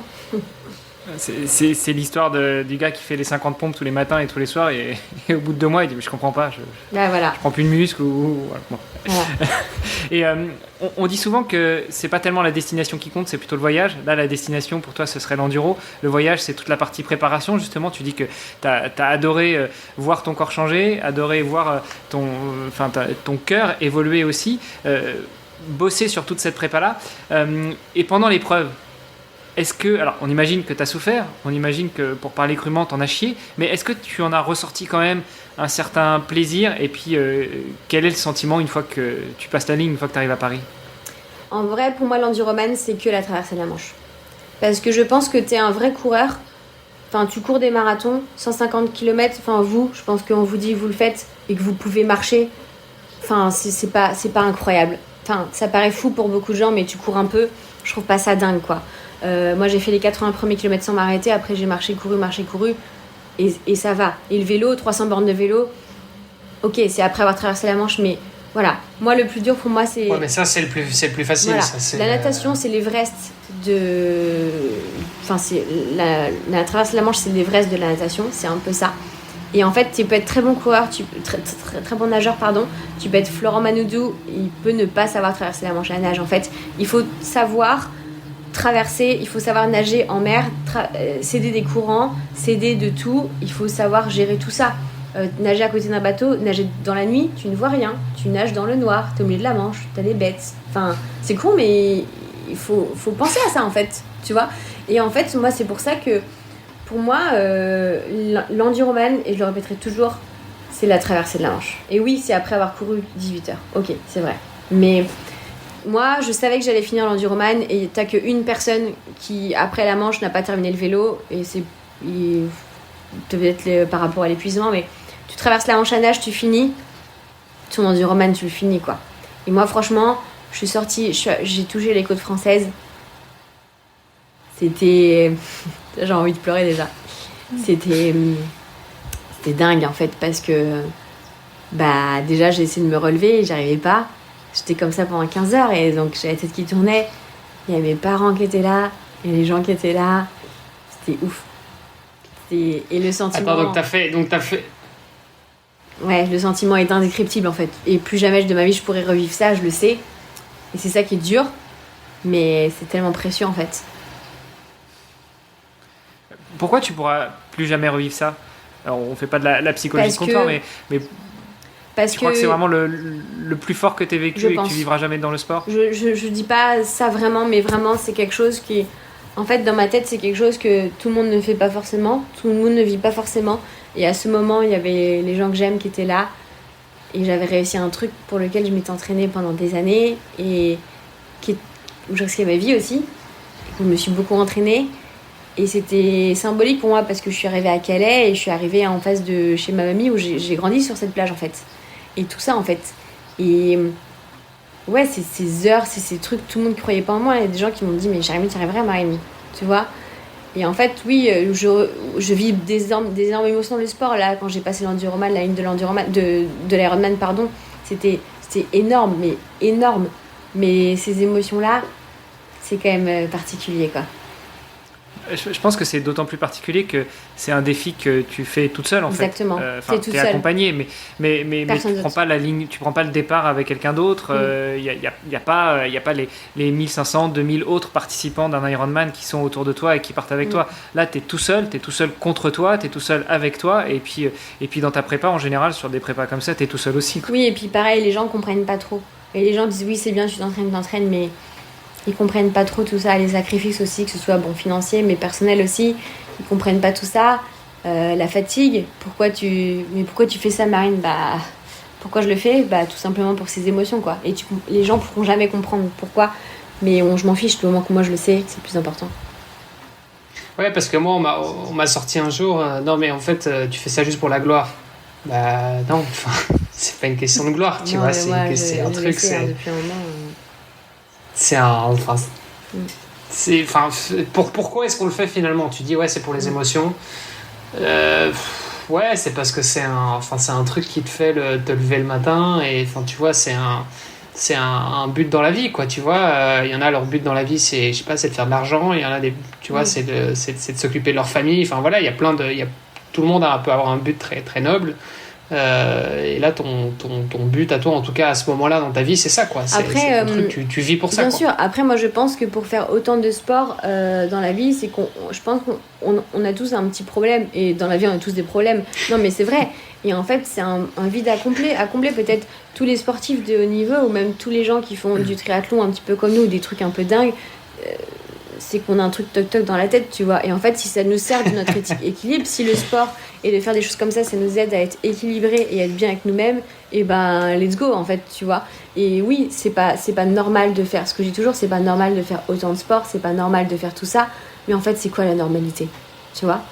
Mais non, mais c'est ça, exactement. On n'est pas forcément anormal. C'est juste que, voilà, on est tous un peu différents et on a aussi, enfin, c'est aussi une question d'hyperactivité, d'énergie. Enfin, tu vois, je veux dire, moi, je sais que, bon, si c'était pas le sport, ce serait autre chose, tu vois, mais j'irais probablement, parce que j'ai tendance un peu à aller parfois dans des trucs un peu extrêmes, parce que voilà, je suis attiré un peu par ça et parce que j'en ai besoin aussi, tu vois, c'est ma manière de vivre. Et les autres n'ont pas. Je pourrais pas rester à la maison. C'est ça, je pourrais pas avoir un job 9 to 5 et puis me poser devant la télé, quoi. Pour moi, c'est un truc, enfin, c'est impossible. Donc je pourrais faire plein d'autres trucs, mais... Bon, en off, Marine, je prendrai ton numéro pour que tu aies une petite conversation avec mon épouse, parce qu'elle a du mal aussi à comprendre. Mais bon, non, mais c'est vrai, il y a beaucoup de gens qui... Mais c'est normal, hein, c'est normal. Mais je comprends qu'ils comprennent pas, tu vois. Mais bon. Ouais, oui, bien sûr. Mais moi, ce que j'ai toujours, moi, j'ai plein de copines qui comprennent pas, mais qui respectent. Et ça, c'est le plus important. Qu'elles comprennent pas, il y a aucun problème. Ça, je suis d'accord. Mais juste, tu respectes. Ouais. Enfin, moi, je comprends pas que tu sortes et tu te désolé, mais tu te bourres la gueule tous les week-ends et tu fumes, je sais pas quoi. Je comprends pas, mais je respecte. Et ça peut rester mes meilleurs amis que j'aime plus que tout le monde, tu vois. Voilà. Ouais. Je suis entièrement d'accord avec toi. Et par rapport à ça, justement, par rapport à ton cercle proche, par rapport à ta famille, est-ce qu'il y a aussi des gens qui comprennent et qui te soutiennent coûte que coûte?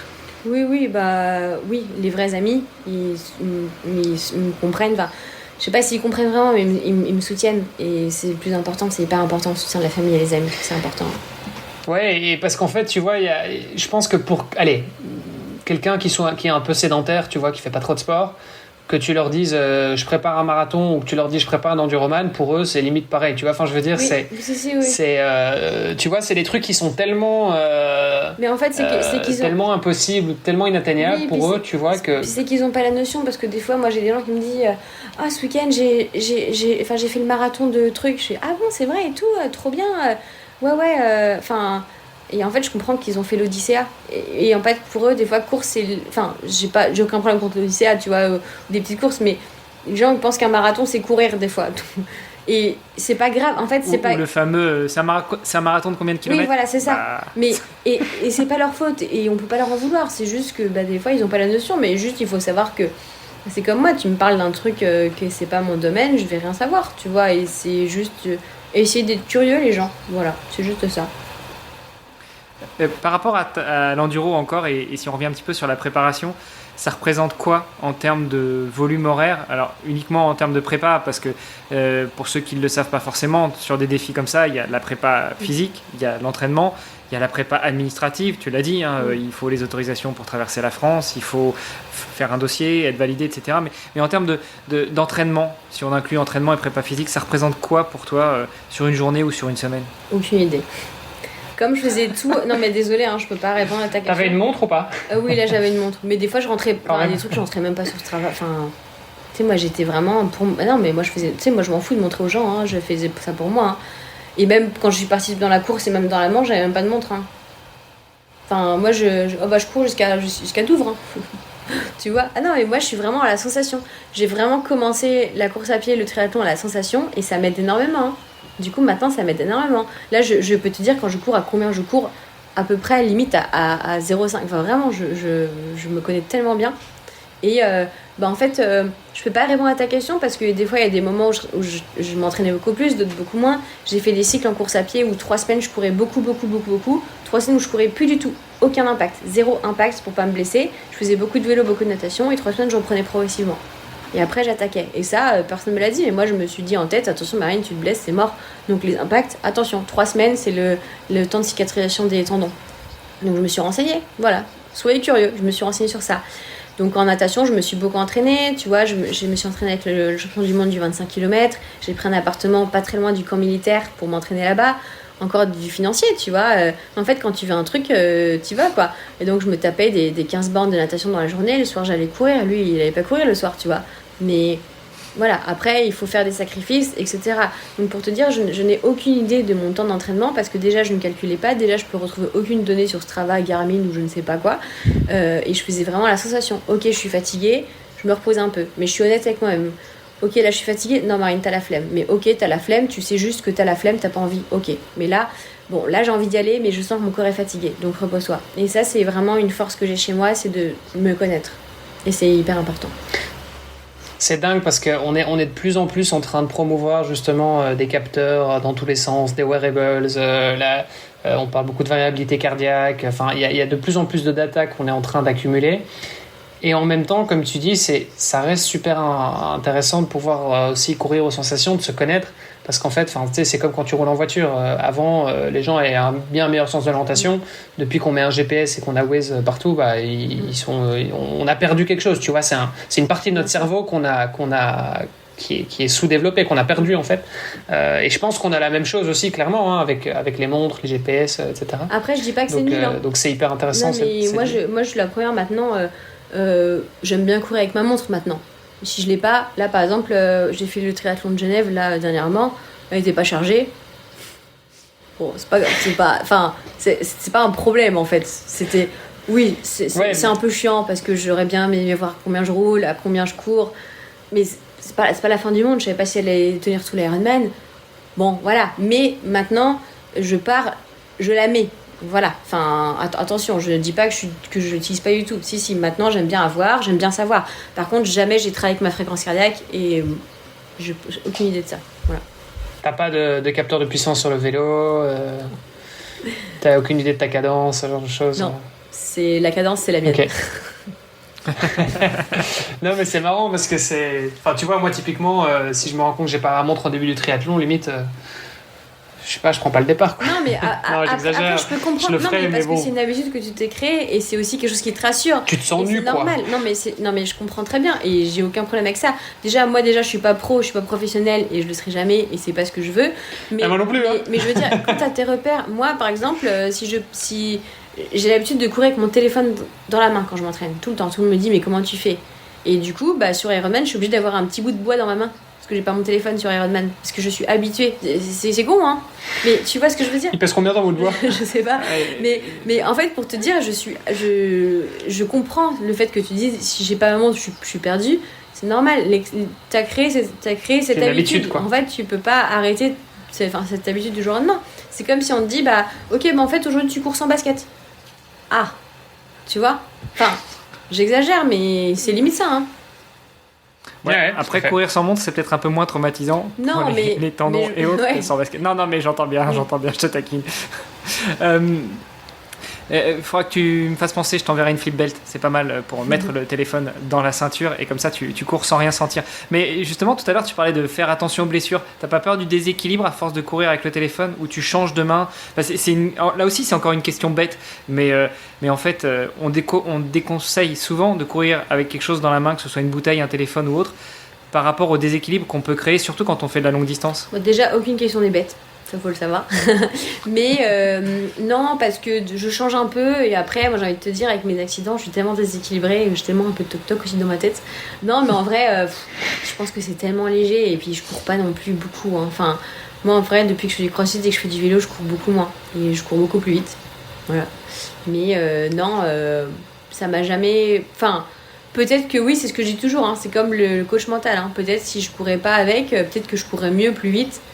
Ça m'a jamais empêché, ça m'a jamais blessé jusque-là, donc pour l'instant je garde. Peut-être que sans, ce serait mieux, mais en fait je peux pas parler de quelque chose que je ne connais pas. Voilà.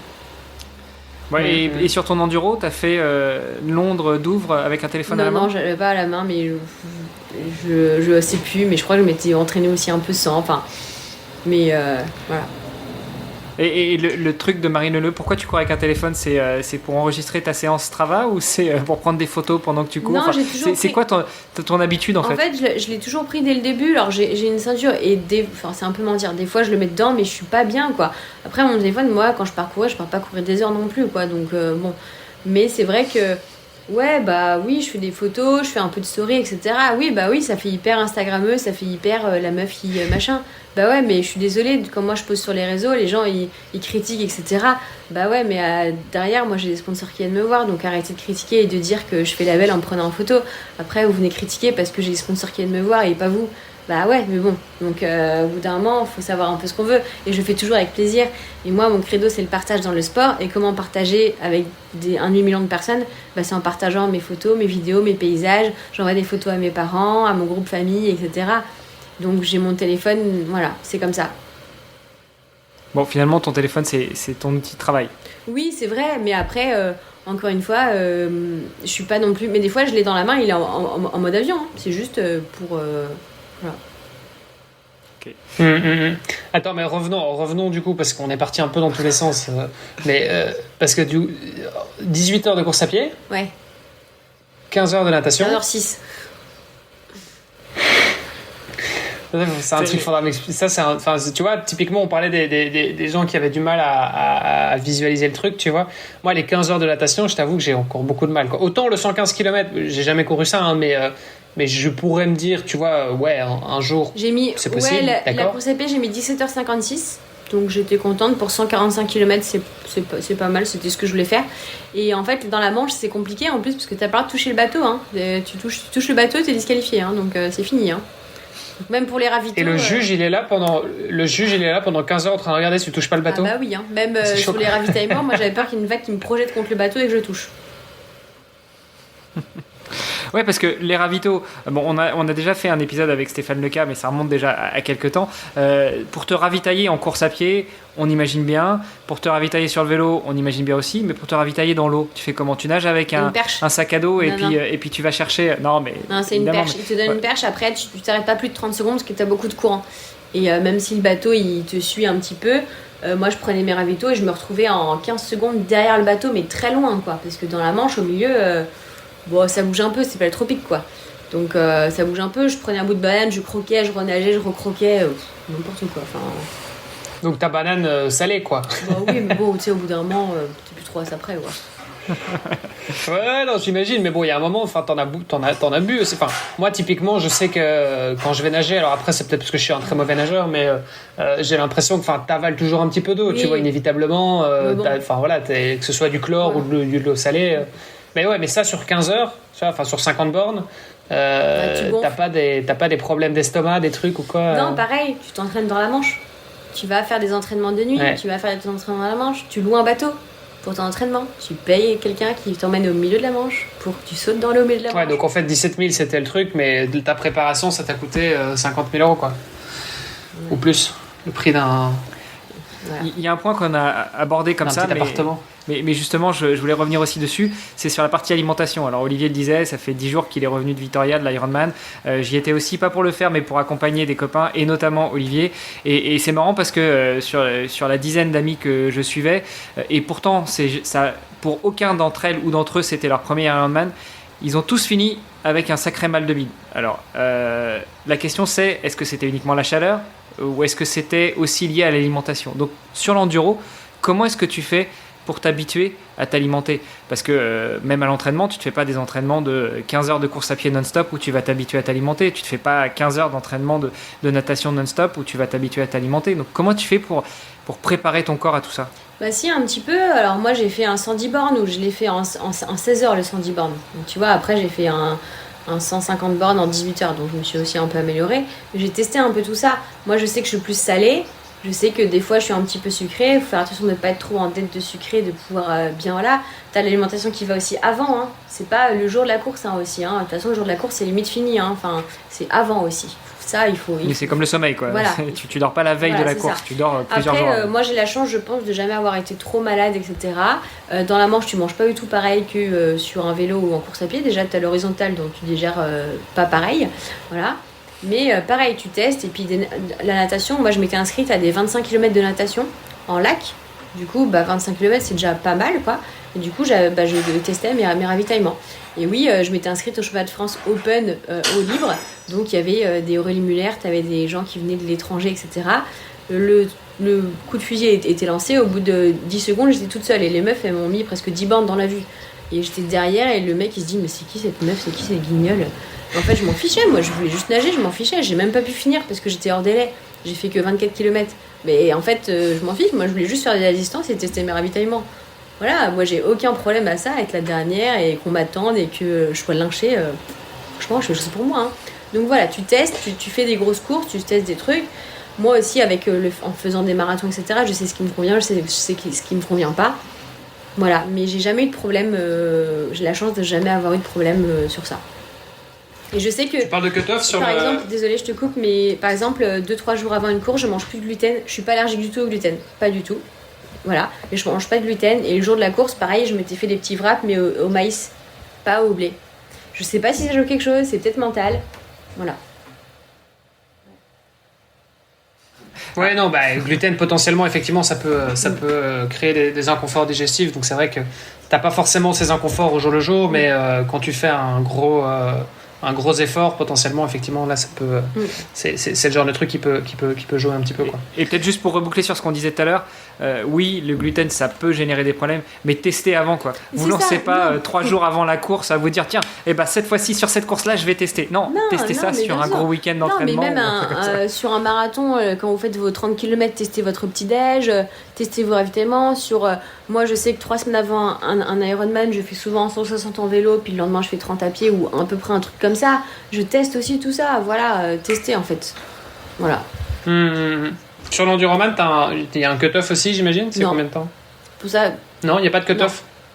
Mais tu le fais. Je vois pas trop l'intérêt. Tu le fais en 2 semaines, c'est bon aussi. Oui, après, quoi. je vois pas trop l'intérêt.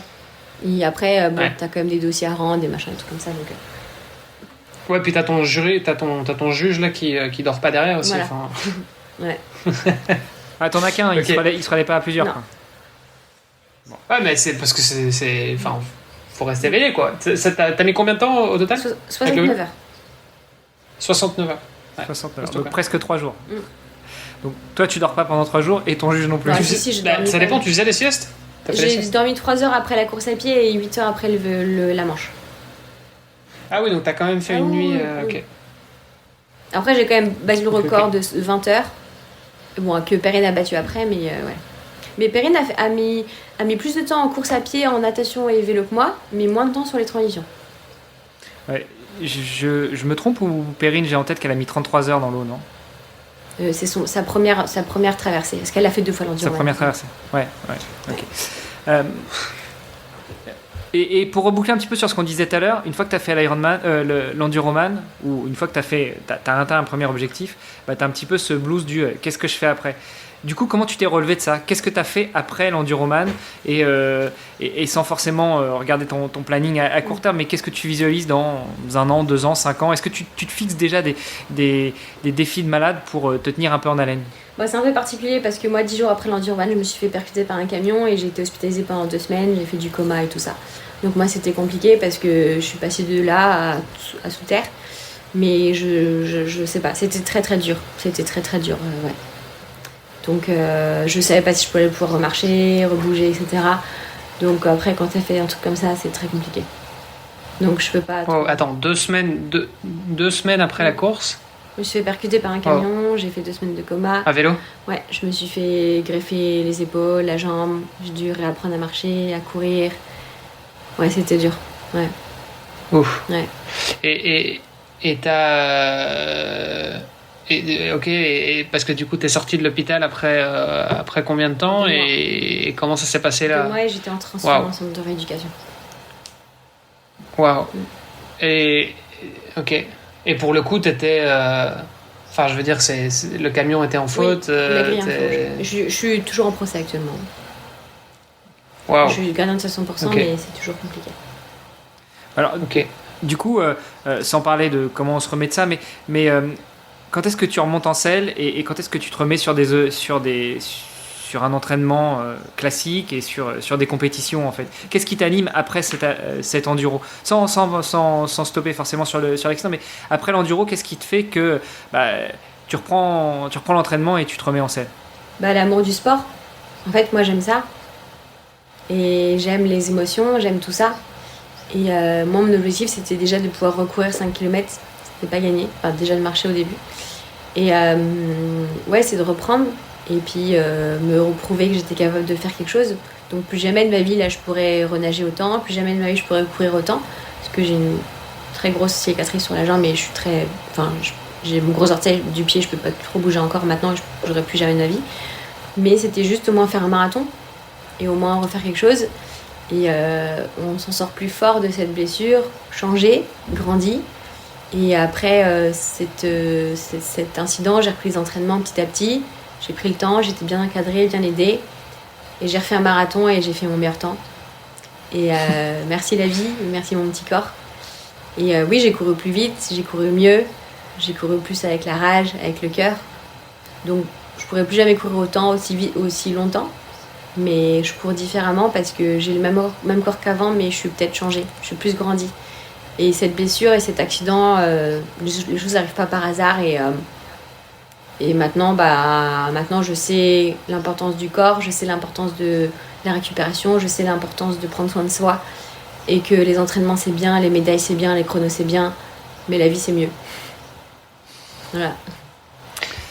Tu dis c'est pas arrivé par hasard, c'est un truc moi qu'on m'a déjà dit aussi, parce que bon, j'ai eu des accidents, mais pas du tout à ton niveau évidemment, mais voilà, j'ai eu des accidents à vélo, de route, des trucs comme ça, et on m'a déjà dit aussi, ouais, mais c'est parce que t'en fais. Et c'est vrai que souvent ça arrivait quand j'en faisais peut-être un peu trop, enfin j'en faisais beaucoup en tout cas. C'était des périodes comme ça, tu vois, après c'est difficile, tu vois, mais non, après bien sûr, pourquoi tu dis que c'est pas... J'aurais préféré ne pas avoir ça, mais maintenant je suis différente et je suis peut-être plus moi. Ça m'a fait prendre le temps de me poser, de me dire qu'est-ce que je voulais dans la vie, qu'est-ce qui était important. Bien sûr que j'aurais voulu ne pas avoir ça, parce que j'aurais bien voulu avoir une geste de ma jambe toute ma vie quand même. Mais bon, même pouvoir tendre mes deux bras, je peux pas tendre mes deux bras sous la tête, c'est compliqué, hein. Donc bon, ouais. Ouais, du coup, on voit que là, tu arbores un joli bracelet Ironman au poignet pendant qu'on enregistre. Donc, du coup, tu as quand même repris sérieusement la route de l'entraînement et des compétitions. Et bien sûr, mon Ironman, là, c'était il y a 3 semaines et c'était la première Ironman depuis l'Enduroman. Ça faisait 4 ans que j'avais pas, même 5 ans que j'avais pas fait un Ironman. C'est pour ça que c'était... Ni un triathlon ? T'avais fait les triathlons aussi ? J'avais fait un half qui était très bien, mais j'avais fait un half sans la course à pied parce que je pouvais pas encore courir. Donc c'est dur aussi moralement de se dire je m'inscris à une course, mais je sais qu'au parc à vélo, je vais aller dire au juge j'arrête, même si c'est prévu, je rends ma puce et je suis DNF. Et ça, faut se forger aussi. Mais ça fait partie de l'entraînement et ça fait partie aussi de tout ça. Voilà. Donc ouais, j'ai refait un Ironman et c'est très cool, mais voilà. Ça n'a pas la même saveur. Non. Et du coup, pour la suite, comment tu vois ta suite, en termes sportifs, en termes de coaching, en termes de projet ? On n'a pas parlé de ta marque de chaussettes, mais est-ce que ça rentre aussi dans tes projets futurs ? Oui, bien sûr. Abonnez-vous, vous verrez. Non, en fait, oui, il y aura d'autres courses, il y aura plein de choses. Moi, j'aime pas trop prévoir parce qu'on l'a bien vu par rapport à l'accident ou même par rapport à la crise sanitaire qu'on a eue. Tu prévois les choses, t'es souvent déçu. Je pense qu'il faut avoir des choses en tête, mais pas trop avoir des choses figées, parce que par rapport à tes rencontres, par rapport à ce que tu fais, par rapport à la vie, ça peut changer. Et c'est ok en fait. Et j'ai pas envie d'être déçue de la vie. Donc oui, j'ai des objectifs. Oui, il y aura un marathon avant la fin de l'année. Normalement, si tout se passe bien. Oui, je fais les 24 heures du Mans vélo, normalement avec des copains. Bien sûr, l'année prochaine, j'aimerais bien... C'est génial, ça, je l'ai fait aussi il y a quelques années. C'est top, hein. Excellent. Je vais... En combien ? Vous êtes combien dans l'équipe ? 3 pompiers et moi. Ok, très bien. Ok. 42 moyenne minimum. Oula. Et donc voilà. Et après, oui, j'aimerais bien refaire des Ironman l'année prochaine. On verra. Et si jamais, en fait, j'aime plus le triathlon et en fait, je me mets au golf ou à l'escalade, c'est très bien. Moi, le sport, c'est important pour moi. Je te parle pas que du triathlon ou de la course à pied ou quelque chose. C'est ce qui m'anime le cœur et c'est ce qui m'anime en ce moment. Et c'est ce qui me rend vivante quand je suis sur un vélo ou quand je cours ou quand je nage. Mais la vie, ça peut changer. Donc voilà, il faut vivre avec son époque, avec son temps et avec son corps en fait. Voilà. C'est trop bien, je trouve. C'est hyper cool d'entendre cette vision que tu as du sport où tu te mets tu te mets un peu moins l'impression et pour autant tu continues à le faire. T'es à fond dedans, tu vois. Je veux dire, t'es à fond dans le sport, mais tu te mets moins le truc de... T'es pas déçu en fait. Tu vois, moi... Ouais, moi, tu vois, j'avais un truc, j'ai été assez rigide. J'avais un Ironman sur lequel je me suis inscrit en 2019.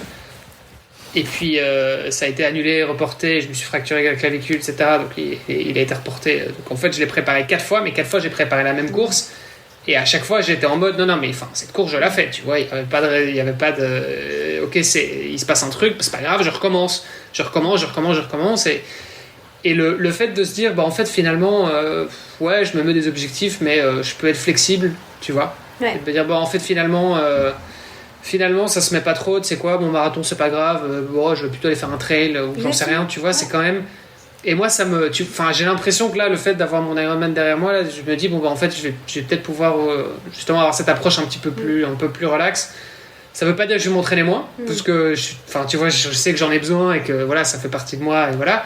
Mais au moins avoir cette approche de me dire, bon, en fait, on va voir comment ça se passe et je vais le faire. Et voilà, et peut-être que potentiellement mon chrono sera j'aurais fait une prépa un peu moins spécifique, tu vois, je me serais peut-être un peu moins donné, mais voilà, et ça fait partie d'un tout, quoi, tu vois. Ouais. Bah peut-être parce que là le compteur tourne. Ouais. On t'avait dit environ 1 heure, donc on dépasse un petit peu. Mais si tu avais un conseil, un autre à donner à des gens qui veulent justement devenir triathlètes, qu'est-ce que tu pourrais leur dire d'autre que ce que tu as déjà dit pendant tout cet épisode ? Ou comment est-ce que tu pourrais résumer tout ce que tu as déjà dit ? Je dirais qu'il faut savoir dans quoi les gens se lancent, même si on ne sait jamais vraiment dans quoi c'est, et c'est ça l'aventure, c'est ça le challenge. Fixez-vous des triathlons, des distances qui sont atteignables pour vous. Ne voyez pas trop grand, mais voyez quand même challengeant, c'est important. Soyez curieux, comme j'ai toujours dit. Intéressez-vous, renseignez-vous, parlez et faites votre propre expérience. Testez les choses avant tout et entourez-vous des gens qui vous comprennent, qui vous encouragent aussi, c'est important. Et surtout, tout ce que le triathlon vous apporte, tout ce bonheur, toutes ces endorphines, partagez-le aussi, ça fait du bien aux autres. Super, bah écoute Marine, merci beaucoup pour le temps que tu nous as accordé et puis pour toutes ces pensées super positives, je trouve. Allez, pour ceux qui te suivraient pas encore, où est-ce qu'on te retrouve sur les réseaux, enfin toi et la marque Liv? Alors la marque, vous pouvez la retrouver donc sur Liv officiel sur Instagram. Vous pouvez aussi suivre Chloé, mon associée et meilleure amie, agent aussi. Et moi, vous pouvez me retrouver aussi sur Instagram. Et puis retrouvez-moi sur les courses aussi. C'est important. Encouragez-moi comme vous voyez. Moi, je vous encourage aussi quand je vous vois. Encore une fois, j'étais là à l'arrivée du dernier au triathlon de Genève et c'était juste trop beau en fait. Et voilà, vous pouvez me retrouver là. Et puis sinon, si vous me voyez dans la rue, n'hésitez pas à venir me voir. Vous êtes beaucoup à venir me voir. Mais il y en a beaucoup aussi qui m'envoient des messages en me disant j'ai posé venir te voir, etc. Au contraire, on partage encore plus. Super. Trop cool. Bon, le temps est passé à toute allure. J'ai encore plein de questions qu'on aurait pu, plein de trucs qu'on aurait pu aborder, mais voilà, ce sera pour une prochaine fois. Merci en tout cas, c'était hyper cool comme échange. Trop cool, merci beaucoup. Voilà, je te connaissais de loin, de nom comme ça, voilà, mais voilà, j'ai découvert. Tu me connais de près maintenant. J'ai découvert qui tu es, voilà. Et je penserai à toi et on va partager aussi les fameuses photos. Ça, je les veux, hein, les photos avec les lunettes H&M. T'inquiète. Sans peau de chamois. Je vais trouver ça. Voilà, super. Donc on fera ça, on partagera ça sur les réseaux. Merci beaucoup. Trop bien. Merci à vous les gars en tout cas, merci. Beaucoup. Merci d'avoir écouté cet épisode jusqu'au bout. N'oubliez pas de rejoindre notre groupe Facebook pour discuter avec les invités, commenter et poser vos questions. Et Olivier et moi, nous vous répondrons dans un prochain épisode. À la semaine prochaine. Salut les sportifs.